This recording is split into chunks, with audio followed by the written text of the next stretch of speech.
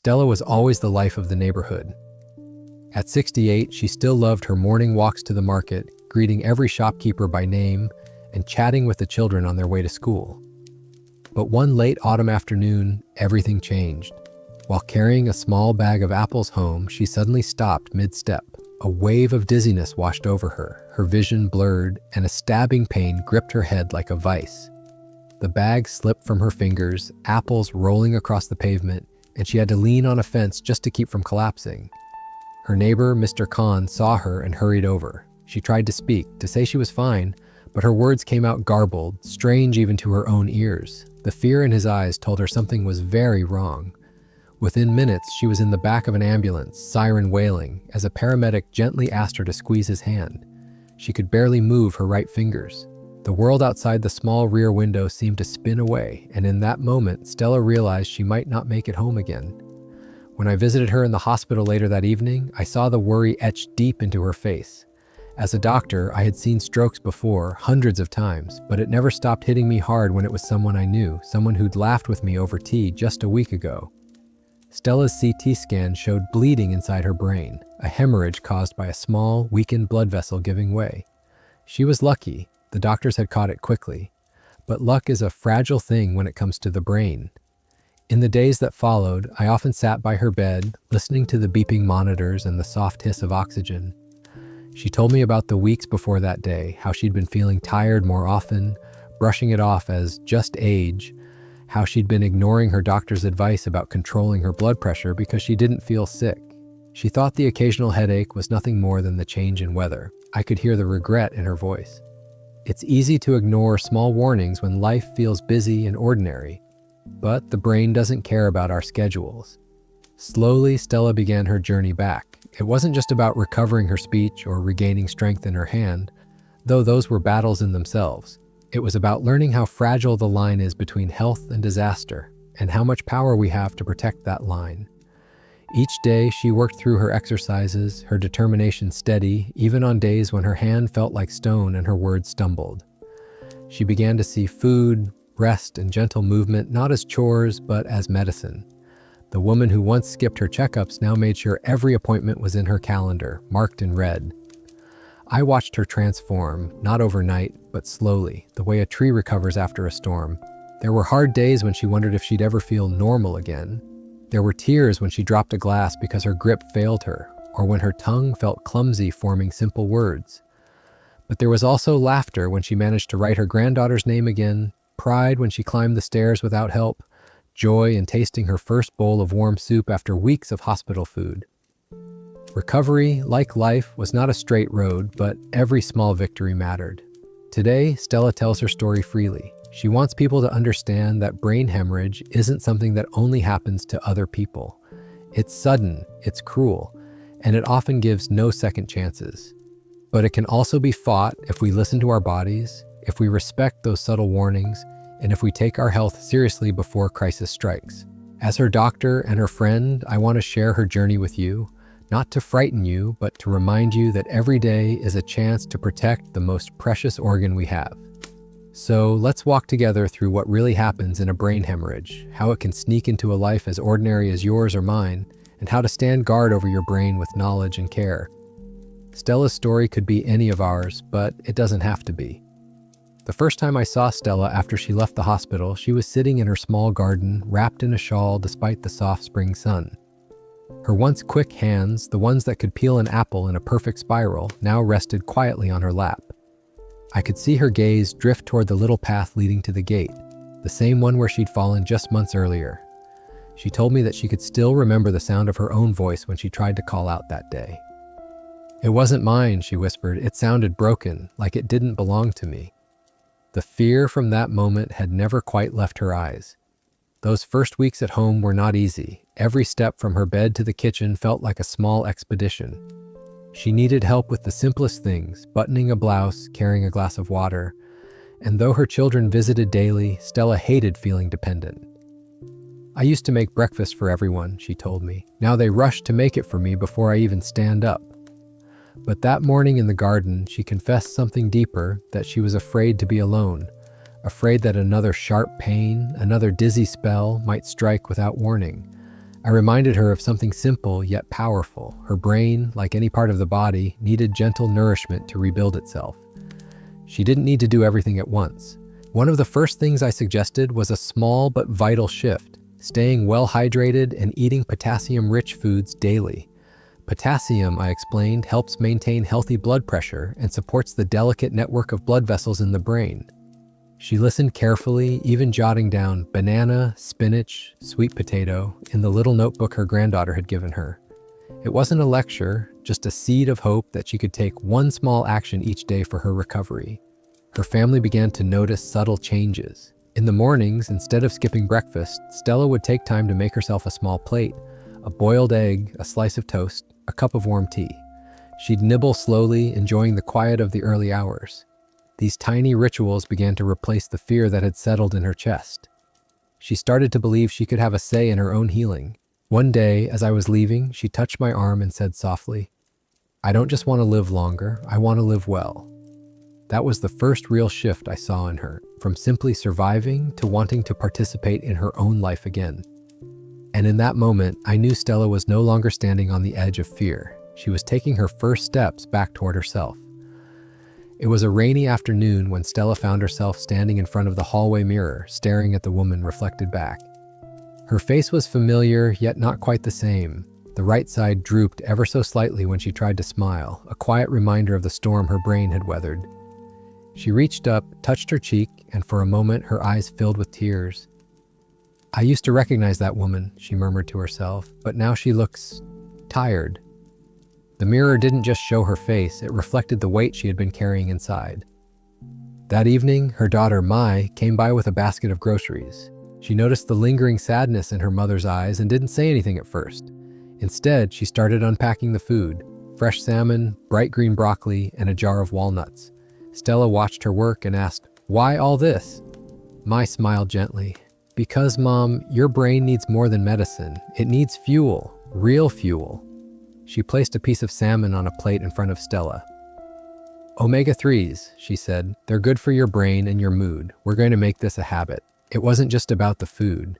It was about reclaiming a part of herself that felt lost. That night, Stella joined Mai in the kitchen. She rinsed vegetables slowly, her hands still clumsy but determined.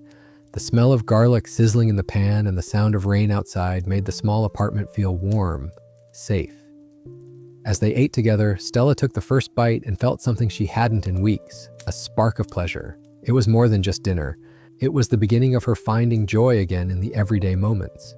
Over the next week, she began to notice small shifts. She felt a little less foggy in the mornings, her steps steadier when she moved about the house. She even caught herself humming while watering her plants. Food wasn't just feeding her body, it was feeding her spirit. I visited her again and found her sitting by the window with a plate of fresh fruit, blueberries, strawberries, a slice of mango. "For the antioxidants," she said with a grin, almost proud of herself. That was the second turning point for Stella, the moment she stopped seeing herself only as a patient and began seeing herself as a person still capable of shaping her days. The mirror might still show the fine lines of struggle, but now it also reflected a quiet determination. She was no longer simply looking at her reflection, she was beginning to meet herself again. The morning air was crisp, carrying the faint smell of jasmine from the neighbor's garden. Stella stood at her front gate, one hand gripping the cool iron handle, the other clutching her walking stick. Beyond the gate, the street stretched out like a world she hadn't touched in months. She could hear the distant hum of motorbikes, the bark of a dog, the laughter of children walking to school. It was all familiar, yet it felt strangely foreign, as if she were about to step onto a stage after a long absence. Her son, Min, waited patiently beside her. "Just to the corner and back," he encouraged, his voice light but watchful. Stella hesitated.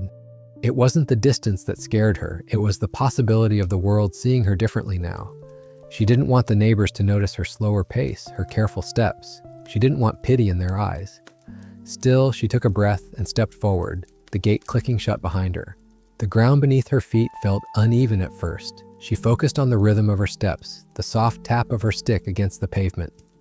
Min walked close, ready to catch her if she stumbled. As they moved, a few neighbors waved. Mrs. Lon from across the street called out, "Ciao, Stella, long time no see." Stella managed a small smile and a wave. She realized in that moment that the world hadn't been holding its breath, waiting for her return. It simply welcomed her back without judgment. When they reached the corner, Stella paused to rest on a low bench. The sun filtered gently through the trees, warming her face. Min handed her a small bottle of water, and she sipped slowly. "Feels different out here," she said softly. "Better than I expected." They sat for a few minutes, watching the street life, a man balancing crates of vegetables on his motorbike, a group of schoolgirls sharing a packet of dried mango, a cat stretching lazily on a wall. The normalcy of it all felt healing. Before heading home, I had given Stella one small challenge: to add a bit more leafy greens to her diet each day. Spinach, kale, watercress, all rich in folate, a vitamin that supports brain health and reduces the risk of further vascular damage.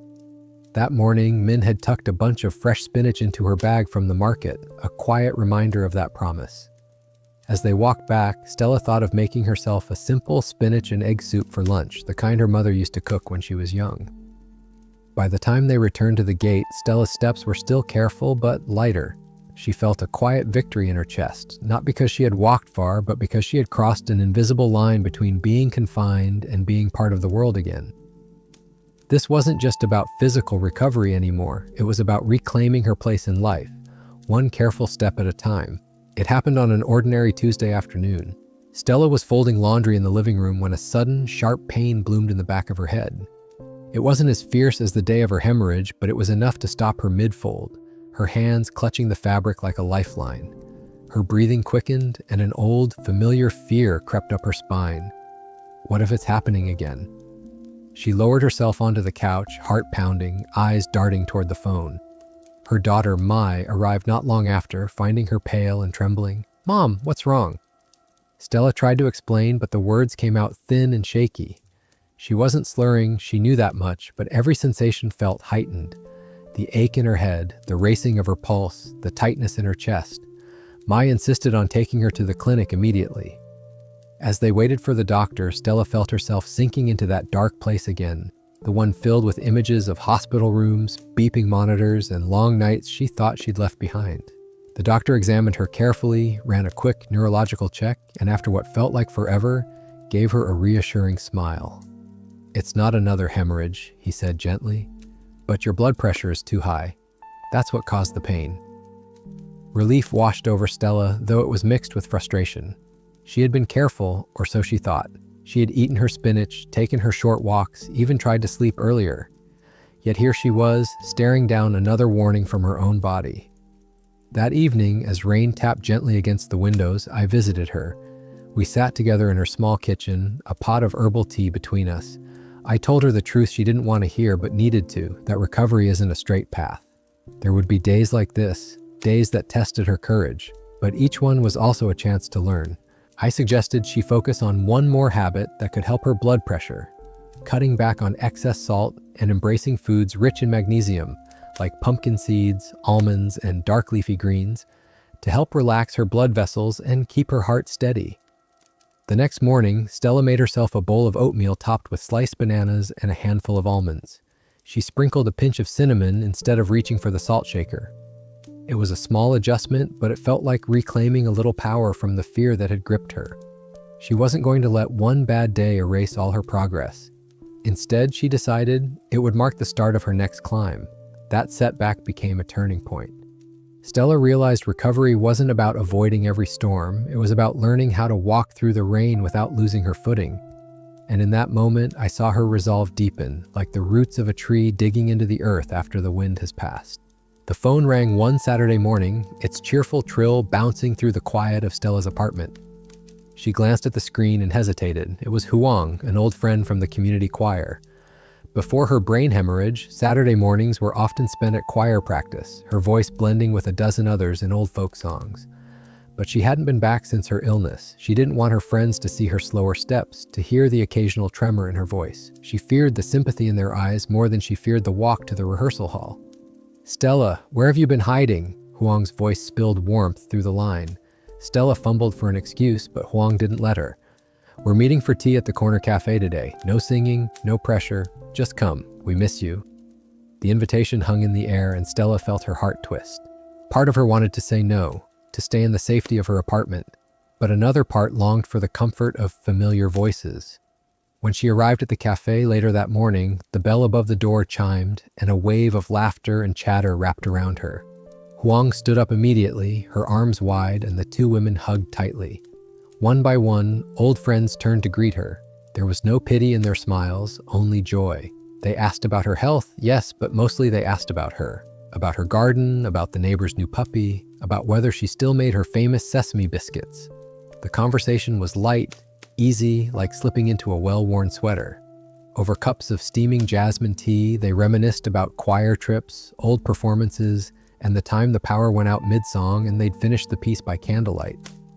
Stella laughed until her eyes watered, her shoulders relaxing for the first time in weeks. She hadn't realized how much she'd missed this, the sound of her own laughter mingling with others, the way friendship could make even the heaviest days feel lighter. Before leaving, Huang handed her a small jar of homemade chia seed pudding. Full of omega-3s, she grinned. Brain food, Dr. Huang's orders. They both laughed, but Stella knew there was truth in it. Chia seeds, like walnuts and flax seeds, could help nourish her recovering brain and protect her blood vessels. She promised to make it part of her breakfast routine. Walking home, jar in hand, Stella felt something shift inside. It wasn't just the pudding or the tea, it was the reminder that she wasn't alone in this journey. The people who knew her before her illness still saw her, not just the patient. And that warmth, that connection, was a medicine no prescription could match. It was early morning when Stella stood in her kitchen, the first rays of sunlight spilling across the counter. A basket of fresh vegetables sat nearby, spinach, carrots, tomatoes, along with a small fillet of salmon wrapped neatly in paper. She had gone to the market alone for the first time since her hemorrhage. No son holding her arm, no daughter watching every step, just her walking stick, and the steady hum of the neighborhood waking up. The decision hadn't been easy. For weeks, she had relied on family to run errands, fearing the uneven sidewalks or the possibility of feeling faint. But something inside her had shifted since that afternoon at the cafe. The warmth of her friends' welcome, the simple joy of being part of life again. It had reminded her that she was still capable, and so she decided, today she would shop for herself. The walk to the market was slow, but not hesitant. She greeted the flower seller at the corner, paused to admire a tray of bright orange persimmons, and lingered by the herb stall where the scent of coriander filled the air. Vendors called her name, some surprised to see her, others clapping her on the back as if she'd returned from a long trip. She kept her purchases light, just enough to carry home comfortably, and tucked them into the cloth bag slung across her shoulder.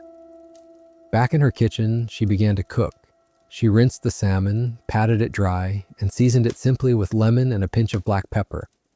In a separate pan, she sautéed spinach with garlic until it turned a deep, glossy green. The smell filled her small apartment, rich and comforting. Cooking had always been her way of caring for others. Now it became a way of caring for herself. As we sat together over her meal later that morning, she told me how empowering it had felt to stand at the market and choose what would go into her basket. I reminded her that foods like salmon, rich in omega-3 fatty acids, and leafy greens, full of folate and antioxidants, weren't just good for her recovery. They were part of her shield against another brain event. She nodded slowly, chewing thoughtfully, as if each bite was a promise to herself. When she washed the dishes afterward, Stella didn't feel like a patient who had ventured out for the first time in months. She felt like a woman who had taken her life back, even if just one morning at a time. Independence, she realized, didn't mean doing everything alone. It meant believing she could. And that belief, more than anything else, would carry her forward. A month after that first solo trip to the market, Stella woke to the sound of birdsong outside her window. She sat up slowly, letting the morning light settle over her, and realized she felt different, stronger. Not completely healed, no. Her steps still needed care, her speech still faltered on tired days. But her heart no longer carried the same heavy shadow it once did. That morning, she decided to visit the small park 2 streets away. It wasn't far, but it held memories. Before her hemorrhage, she had spent many mornings there, greeting the old men practicing Tai Chi, chatting with the women in their wide-brimmed hats as they walked laps around the fountain. She had avoided it since her illness, afraid of questions, afraid of showing her changed self. Today, though, she felt ready. At the park gate, she paused and took in the scene. Children were chasing a ball across the grass, a couple of teenagers strummed guitars on a bench, and the familiar Tai Chi group moved in graceful unison under the shade of tall trees. She stepped inside, her cane tapping softly against the paved path. An old friend from the group spotted her and waved, walking over with a warm smile. "Stella, it's been too long." There was no pity in her voice, just genuine happiness to see her. They sat together on a low stone bench, catching up on small things. The new tea stall that had opened by the market, the change in the weather, the flowers blooming by the fountain. Stella pulled from her bag a small container of pumpkin seeds, roasted and lightly salted. "Magnesium," she said with a playful grin, "doctor's orders." They shared the seeds, talking until the sun was high. As she walked home, Stella felt a quiet promise forming in her heart. She would never again let fear keep her from the places and people that gave her joy. Her illness had taken enough from her. She would not give it the power to take more. And so, in her own gentle way, she vowed to keep stepping forward, one walk, one conversation, one shared snack at a time. That promise wasn't just about her health, it was about her life. And in keeping it, she was no longer just recovering from a brain hemorrhage. She was building a life worth returning to. It was a Sunday in late spring, and Stella's apartment smelled faintly of jasmine tea and fresh bread from the bakery downstairs. She had invited her children and two of her closest friends over for lunch, something she hadn't done in more than a year. The dining table, once the heart of her home, had been sitting unused for too long, covered in neat stacks of books and unopened mail. That morning, she cleared it completely, laying out her old lace tablecloth with hands that, while slower, moved with purpose. Mai arrived first, carrying a bouquet of yellow lilies. Min followed soon after, balancing a tray of pastries. And then Huang came, holding a steaming pot of her homemade herbal soup. They filled the apartment with the sound of voices, laughter, and the clinking of plates. For the first time in many months, Stella felt the hum of life weaving through her rooms again. She served them her own dishes too, a simple grilled salmon with lemon, a spinach and mushroom stir-fry, and a warm salad of quinoa tossed with roasted vegetables and walnuts. It wasn't a grand feast, but every plate carried intention. She told them about how she'd started eating more foods rich in omega-3s and antioxidants, how it made her feel sharper in the mornings. No one rolled their eyes or called her overly cautious. They listened, nodding, and even asked for recipes. As they ate, Stella noticed something almost startling. She was keeping up with the conversation effortlessly. No hesitation searching for words, no fog clouding her thoughts. She laughed easily, remembered details, and even told a funny story about her trip to the market without missing a beat. The others noticed too. Mai leaned over and whispered, "You sound just like yourself again, Mom." After lunch, they lingered around the table, sipping tea. Stella felt a deep contentment, the kind that seeps into your bones. The room was alive, and she was fully part of it, not as a patient being cared for, but as the host she had always been. Looking around at the people she loved, she realized she had crossed another quiet threshold. She wasn't just getting better anymore, she was living again. As they left, Huang hugged her tightly. "Next week," she said, "tea at my place. You're not allowed to say no." Stella laughed and agreed. She closed the door and leaned against it for a moment, feeling the warmth of the afternoon settle inside her. She thought about the dark, uncertain days after her hemorrhage and how far she'd come since then. In that stillness, Stella knew something simple but profound. She was back, not exactly the same as before, maybe slower, maybe more careful, but whole in a way that mattered. And that was enough. It happened on a warm Thursday morning. Stella had decided to walk to the post office, a simple errand, one she'd done hundreds of times before her hemorrhage. The streets were already busy, vendors arranging their stalls, motorbikes weaving between cars, the aroma of freshly baked bread drifting from the corner shop. She moved at her steady, measured pace, her walking stick tapping the familiar rhythm she'd grown used to. Halfway there, a sudden commotion broke out ahead. A young man on a motorbike had clipped a delivery cart, sending boxes tumbling onto the pavement. People rushed to help, voices overlapping in a chorus of concern. Stella froze. The noise, the movement, the rush of strangers, it all swirled into a dizzying blur. Her chest tightened, her breath shallow. For a moment, she feared her body might betray her right there on the street. An older woman passing by noticed her pale face and touched her arm. "Are you all right, Chi?" Stella nodded faintly, trying to ground herself. She remembered my advice. Slow the breath, focus the gaze, find a single steady point. Her eyes landed on a fruit stand across the street, piles of green papayas stacked neatly in a crate. She fixed her attention on them, letting the rest of the noise fade. Slowly, her breathing steadied. She made it to the post office without turning back, though her legs trembled as she walked. Inside, the air was cool and calm. She collected her parcel, a package of herbal tea from a cousin up north, and sat for a moment on the bench by the door. She poured herself a sip of water from the small bottle she always carried now. In her bag, she also kept a small packet of roasted almonds, a habit she'd formed after I'd told her about their magnesium content and how it could help keep her blood vessels and nerves steady under stress. She chewed one slowly, letting the familiar nutty taste bring her back fully to herself. On the walk home, something shifted. She realized that while the episode had frightened her, she hadn't let it defeat her. Months ago, she might have called someone to come get her, or skipped the errand entirely. But today, she had managed. She had found her own way through the moment. That evening, she told me the story over tea. I was scared, she admitted, but I didn't let it decide for me. I smiled and told her the truth, that this was one of the most important victories she'd had so far. Recovery wasn't just about strength in the body, it was about trust in yourself. And Stella had just taken a step into that trust. The invitation came folded neatly inside a pale blue envelope. It was from her neighbor, Mrs. Lon, a small card with gold lettering inviting Stella to her 50th wedding anniversary celebration. It would be held at the community hall just 2 streets away. Stella's first instinct was to politely decline. Crowds still made her uneasy, and the thought of being on her feet for hours left her feeling tired before she'd even begun.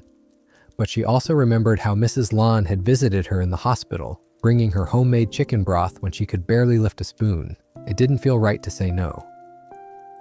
That Saturday evening, Stella dressed slowly in her favorite deep green ao dye, one she hadn't worn in years.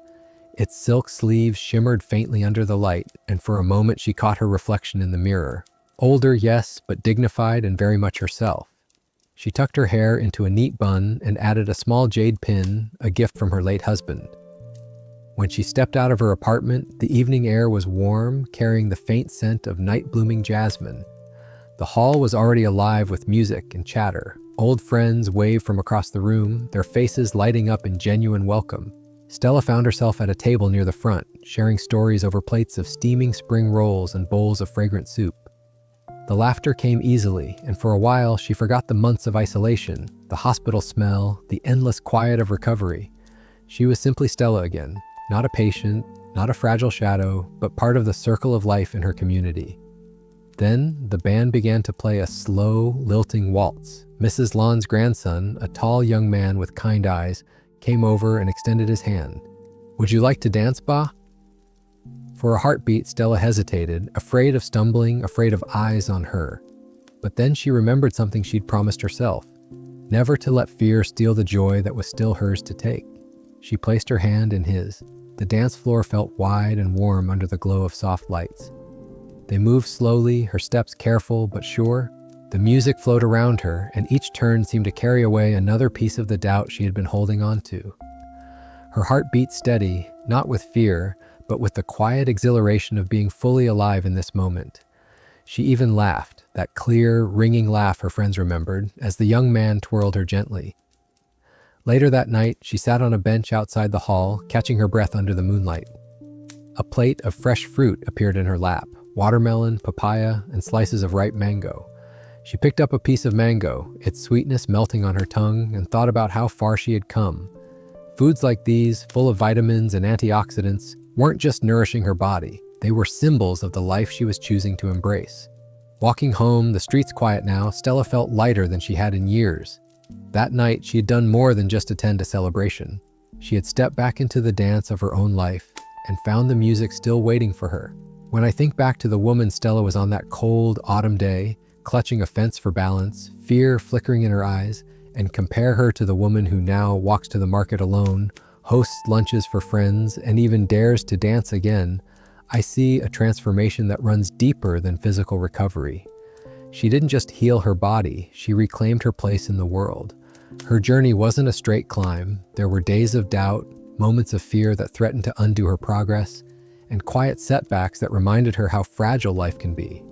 But through it all, Stella learned to treat her recovery as more than a medical process. She embraced it as a way of living. She began feeding her body with foods that strengthen the brain and protect the heart. She took walks not just for exercise, but to reconnect with the rhythm of her neighborhood. And she reached out for the warmth of human connection, discovering that friends and family could be as healing as any prescription. Her story carries a truth I wish more people would remember. Recovery in any form isn't about returning to exactly who you were before. It's about becoming someone who understands the value of each breath, each step, each shared laugh. Stella may move a little slower now, but she moves with intention. She may choose her outings carefully, but she chooses them with joy. If you've been putting off a checkup, ignoring small symptoms, or telling yourself it's nothing, I hope her journey gives you pause. Don't wait for a moment of crisis to start caring for the body and mind that carry you through life. Make that small change now, whether it's adding leafy greens to your plate, walking for 10 minutes each morning, or calling the friend you've been meaning to see. Because in the end, the gift of health isn't just more time, it's more life in the time we have. Stella found her way back to that truth step by careful step.